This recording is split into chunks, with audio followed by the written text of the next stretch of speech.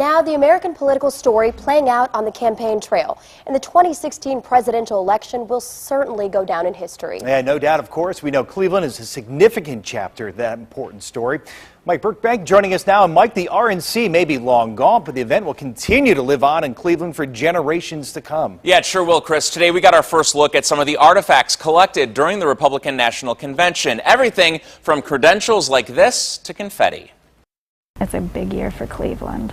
2016 in Cleveland, much like 1936 and 1924, the two other times Republicans held their convention in the CLE.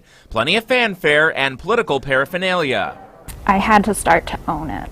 Margaret Roulette was in charge of gathering RNC gear for the Cleveland History Center.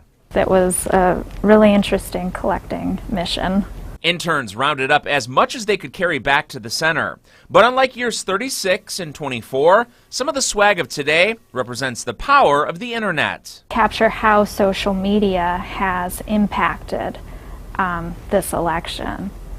A delegate from Texas who used to live in Bay Village dropped off some of the confetti and balloons that fell from the ceiling of the queue when Donald Trump formally accepted the nomination for president. He knew we existed here at the History Center, and he wanted this stuff to be a part of history. Buttons are a political staple, and these will join the thousands already at the Cleveland History Center, which is home to the largest political button collection in the country. And they're just visually really stimulating. I mean, there's a lot of red, white, and blue, but you can also see on this one for John Kasich, it's red and gray for Ohio State.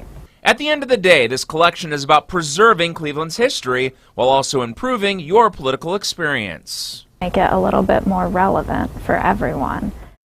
Now, in addition to the Cleveland History Center, the Smithsonian in Washington, D.C. sent two people to Cleveland during the RNC to collect artifacts for its museum. The pair reportedly sent back 100 pounds of political items from both inside and outside the queue. In the studio, Mike Brookbank, News Channel 5.